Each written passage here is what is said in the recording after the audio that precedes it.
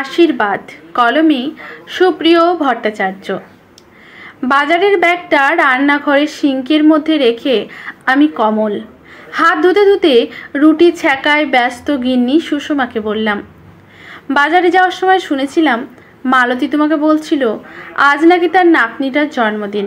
তাই ভাবলাম অনেক দিন তো আমাদের খাসির মাংস খাওয়া হয় না, 700 গ্রাম মাংস নিয়ে যায়। এটাকে রান্না করে মালতী আর তার নাতনিটাকে দিও, আমার খুব ভালো লাগবে। সুষমার পাশে দাঁড়িয়ে মালতী রুটি বেলতে বেলতে বলল, কাকিমা যা রান্না করেন তার কিছু না কিছু আমার নাতনিটার জন্য দেন। আমি সেটা জানলেও চুপ করে থেকে হাতে সাবান দিতে দিতে বললাম, ঝোলটা একটু লম্বা করো, গরম ভাতের সাথে মেখে খাবো। সুষমা তার হাতের কাজ করতে করতে বলল, কাতলা মাছের পেটি পাওনি? হাত দুটো ঝেড়ে এগিয়ে এসে ডাইনিংয়ের চেয়ারের মাথায় রাখা গামছাটায় হাত মুছতে মুছতে বললাম, পাবো না কেন, পেয়েছিলাম। তবে আজ রবিবার বলে জ্যান্ত কাতলা কাটা 500 টাকা কিলো বলছিল। তাই ভাবলাম মাছ তো প্রতিদিনই খাই, আজ না হয় মালতীর নাতনির জন্মদিন উপলক্ষে একটু খাসির মাংসই হয়ে যাক। ছ্যাঁকা রুটিগুলো একটা কাপড়ের মধ্যে জড়িয়ে স্টিলের পাত্রে রেখে দুধের বাটিটা গ্যাসের ওপর বসিয়ে সুষমা মালতীকে বলল, তুই আদা রসুন আর পেঁয়াজ ছাড়িয়ে পেস্ট কর, আমি তোর কাকাবাবুকে খেতে দিই বলে আমার উদ্দেশ্যে বললেন, খাসির মাংস আর ভাজাভুজি খাওয়া তোমার বারণ। ডাক্তারের বলা কথাগুলো তুমি কি ভুলে গেলে? দুদিন আগে সিঙ্গারা নিয়ে এসে খেলে, আজ আবার খাসির মাংস নিয়ে এসছো। বয়স বাড়ার সাথে সাথে তোমার খাওয়ার নোলাটাও বোধহয় একটু বেড়েছে। একবার ভেবে দেখেছো তোমার কিছু হলে আমি কিভাবে সব সামলাবো? একা মানুষ আমি, তার ওপর আবার হাঁটু কোমরে ব্যথা, বয়স তো আমারও হচ্ছে। বকাবকি করার ফাঁকে আমাকে টেবিলে বসতে বলে একটা প্লেটে 2টো রুটি, তরকারি আর একটা কলা দিয়ে প্লেটটা টেবিলে রেখে বললেন, টক দই এনেছো? হ্যাঁ, ব্যাগের মধ্যে আছে বলে বললাম। একটা প্লাস্টিকের মধ্যে 2টো রসগোল্লা আছে, মালতীর নাতনিকে দিও বলে রুটি ছিঁড়ে তার সঙ্গে একটু তরকারি নিয়ে মুখে দেওয়ার আগে মালতীকে বললাম, মালতী ব্যাগের মধ্যে থেকে একটা লম্বা লঙ্কা বার করে ধুয়ে দে তো। আমাদের এই কাজের মেয়ে মালতী আসলেই খুব ভাগ্যবতী, কেননা তার ছেলে বৌমা আর নাতনি তার সাথেই থাকে, অথচ আমাদেরও ছেলে বৌমা নাতি থাকতেও। রিটায়ারমেন্টের 8 বছর আগে আমরা যখন ছেলের বিয়ে দেব বলে মেয়ে দেখছিলাম, তখন ছেলে একদিন তার মাকে বলে দিল সে তার অফিস কলিগকে ছাড়া কাউকে বিয়ে করতে পারবে না।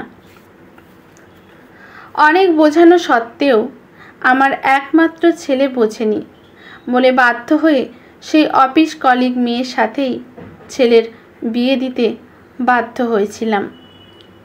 যখন ছেলের বিয়ে দিলাম তখন ঘুণাক করেও বুঝতে পারিনি আমরা খুব শীঘ্রই নিঃসঙ্গ হতে চলেছি। নিঃসঙ্গ হয়ে পড়লাম ছেলের বিয়ের 6 মাস পর। বিয়ের পর ছেলে আর ছেলের বউকে নিয়ে ভালোই দিন কেটে যাচ্ছিল আমাদের। 4 মাস পর থেকে চেপে বসলো যত অশান্তি। পুত্রবধূ সায়নী চাকরি করত আইটি সেক্টরে আমার ছেলের সাথে। সে প্রায়ই বলতো এখান থেকে নাকি সে সময় মতো অফিসে পৌঁছতে পারে না, যার জন্য প্রতিদিনই তার দেরি হয়ে যায় বলে বসের কথা শুনতে হয়। 5 মাসের মাথায় ছেলে অনিকেত একদিন বলল, বাবা এই বসিরহাট থেকে আমাদের যাতায়াত করতে খুব অসুবিধে হচ্ছে, তাই আমি আর সায়নী বেলেঘাটায় একটা কমপ্লেক্সে ফ্ল্যাট নিচ্ছি। সাজানো গোছানোর কাজ চলছে, সামনের মাসে গৃহপ্রবেশ করে ওখানে চলে যাব। ছেলের মুখ থেকে তাদের ডিসিশন শুনে খারাপ লেগেছিল, তবে এটাও তো সত্যি সকাল 6:45 ওরা বাড়ি থেকে বেরিয়ে অফিস করে, আবার তাদের বাড়ি ফিরতে ফিরতে রাত 9টা 9:30 বেজে যেত, যেটা সায়নীর পক্ষে খুব চাপ হয়ে যাচ্ছিল। আমি সেটা বুঝতে পারছিলাম বলে খারাপ লাগলেও সেদিন আমি অনিকেতকে কিচ্ছু বলতে পারিনি। কিন্তু সুষমা শুনবার পর থেকেই কান্নাকাটি করতে লাগলো আর বলতে লাগলো, আজ 3 বছর ধরে আমার ছেলেটা ডেলি প্যাসেঞ্জারি করে আসছিল, কই কোনোদিন বলেনি তো তার অসুবিধে হচ্ছে। তখন আমি সুষমাকে বোঝাতাম এই বলে, তোমার ছেলের অসুবিধে না হলেও তোমার বৌমার কিন্তু সত্যি অসুবিধা হয়, ভুলে যেও না সে একটা মেয়ে। দিনের পর দিন রাত বিরেতে চলাফেরা করতে করতে যদি কোনো বিপদ হয়ে যায়, দিনকালের যা অবস্থা, তার থেকে ওরা যেখানে থাকুক ভালো থাকুক না। 6 মাসের মাথায় তারা চলে গেল। প্রথম অনিকেত বৌমাকে নিয়ে রবিবার তার মার কাছে চলে আসতো। বৌমা, সায়নী আর অনিকেত রবিবারটা থেকে সোমবার সকালে আবার একসাথে বেরিয়ে পড়ত। পরে সেই যাওয়া আসাটা কমতে কমতে 9 মাস 6 মাসে 1-2বারে এসে দাঁড়ালো। বছর 2.5-এর মাথায় যখন শুনতে পেলাম বৌমার বাচ্চা হবে, তখন সুষমা আমাকে একা রেখে ছেলের ওখানে চলে গেল, যাতে বৌমার কোনো কষ্ট না হয়। আমি যেহেতু একটু চলার মতো রান্না করতে পারতাম, তার উপরে মালতী ছিল বলে ঠিকঠাক অফিস করতে অসুবিধা হতো না। যখনই মন খারাপ হতো মালতীর ওপরে বাড়ির দায়িত্ব দিয়ে আমি ছেলে, বৌমা আর সুষমার সাথে দেখা করতে চলে যেতাম। যথা সময়ে আমাদের নাতি হলেও এই দাদু ঠাকুমা খুব একটা তাকে কোলে পিঠে নেওয়ার সুযোগ পায়নি, কারণ নাতি হওয়ার 6 মাস পর ওরা দুজনেই ট্রান্সফার হয়ে যায় ব্যাঙ্গালোরে। সেখানে প্রায় 9 বছর কাটিয়ে 6 মাস আগে আবার ওরা একসাথে কলকাতায় ফিরে এসেছে। কলকাতায় আসার পর নাতিকে দেখার জন্য কিছু উপহার কিনে আমি আর সুষমা সেখানে গিয়েছিলাম। কিন্তু সেখানে গিয়ে দেখি সামনের লনে বেশ কিছু লোক হই হুল্লোড় করছে আর খাচ্ছে, সেই সঙ্গে লনটাও আলো আর বেলুন দিয়ে সাজানো। মনে মনে ভাবলাম আজ বোধহয় এখানে কোনো অনুষ্ঠান আছে। সুষমাকে বললাম, একবার ফোন করে কিন্তু আমাদের আসা উচিত ছিল। এখন ওপরে গিয়ে যদি দেখি ওরা কেউ বাড়ি নেই তখন। সুষমা বলল, ভেবেছিলাম নাতি আর ছেলে বৌমাকে সারপ্রাইজ দেব, কিন্তু এরকম হবে কে জানে। বলে কয়েক সেকেন্ড চুপ করে থেকে সে বলল, এখন না হয় ফোনটা করে দেখো। ফোন বার করে কল করতে যাবে, সিকিউরিটি গার্ড আমাদের হাতে গিফট দেখে এগিয়ে এসে জিজ্ঞাসা করলেন, আপনারা কি স্যারের গেস্ট নাকি কারো সাথে দেখা করতে এসেছেন? সিকিউরিটি গার্ডকে অনিকেতের কথা বলতেই গার্ড বললেন, আজ ওনার ছেলের জন্মদিনের পার্টি তো হচ্ছে, যার জন্য দেখছেন না এইসব সাজানো। আপনারা এখানেই বসুন, ওনার সাথে দেখা হয়ে যাবে।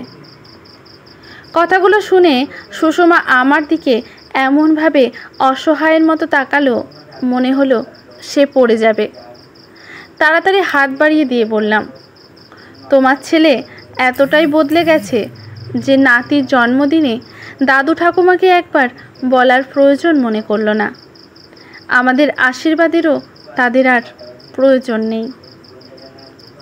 সুষমা কিছু না বলে আমার বাড়ানো হাতটা ধরে বলল, উপহারগুলো ওই গিফটের টেবিলে রেখে চলো, আমরা চলে যাই, কারণ আজকের দিনে আমরা অনাহুত হতে আসিনি। কথাটা শুনে সুষমার মুখের দিকে কিছুক্ষণ তাকিয়ে কিছু না বলে ওখান থেকে চলে এলাম। সেদিন বাড়ি ফেরার পথে গাড়িতে বসে সুষমা একটা কথাও বলেনি, শুধু কাপড়ের আঁচল দিয়ে চোখ দুটো মুছছিল। আমিও যে তাকে কিছু বলে সান্ত্বনা দেব সেটাও পারিনি, কারণ আমার মনটাও পুরো ভেঙে গিয়েছিল। ছেলে সেদিন আর কোনো যোগাযোগ করেনি।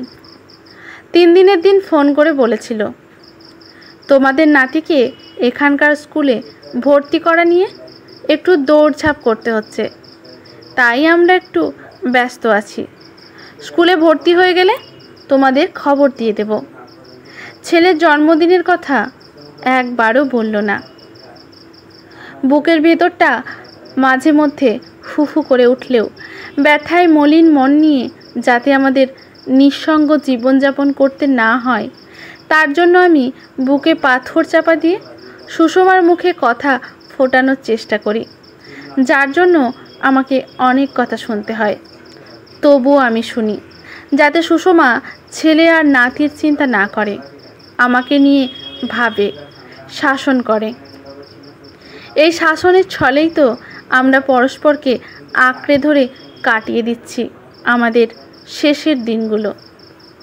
মালতীর ঘর দুটো মোছা হয়ে গেলে ডাইনিংটা মুছবে বলে টিউবলাইট চালিয়ে আমাকে বোধহয় কিছু বলতে যাচ্ছিল, কিন্তু যখন দেখলো খালি প্লেটটার দিকে তাকিয়ে চুপ করে বসে আছি, তখন সে আমাকে ভালো করে লক্ষ্য করে বলল, কাকাবাবু, আপনার চোখে জল কেন?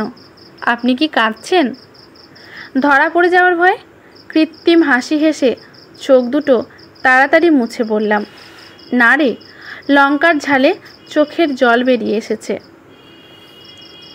মালতী তখন আমার খালি প্লেটটার দিকে তাকিয়ে দেখছে আস্ত লঙ্কাটা সেভাবেই প্লেটের এক কোণায় পড়ে আছে। মালতী কি বুঝলো জানি না, আমার সামনে থেকে প্লেটটা তুলে নিয়ে বলল, কাকাবাবু, আপনি ঘরে যান, আমি আপনার চা করে দিয়ে আমার নাতনিটাকে নিয়ে আসছি। আজকের গল্পটি এখানেই সমাপ্ত। গল্পটি ভালো লাগলে লেখকের প্রতি শ্রদ্ধা জানিয়ে একটি কমেন্ট করে যাবেন। লাইক শেয়ার করে পাশে থাকবেন। ইউটিউব থেকে দেখলে চ্যানেলটি সাবস্ক্রাইব করে বেল নোটিফিকেশানটি অল করে দেবেন, যাতে গল্পের ভিডিও পোস্ট হওয়ার সাথে সাথে নোটিফিকেশানটি পৌঁছে যায় সবার প্রথমে আপনার কাছে। ধন্যবাদ।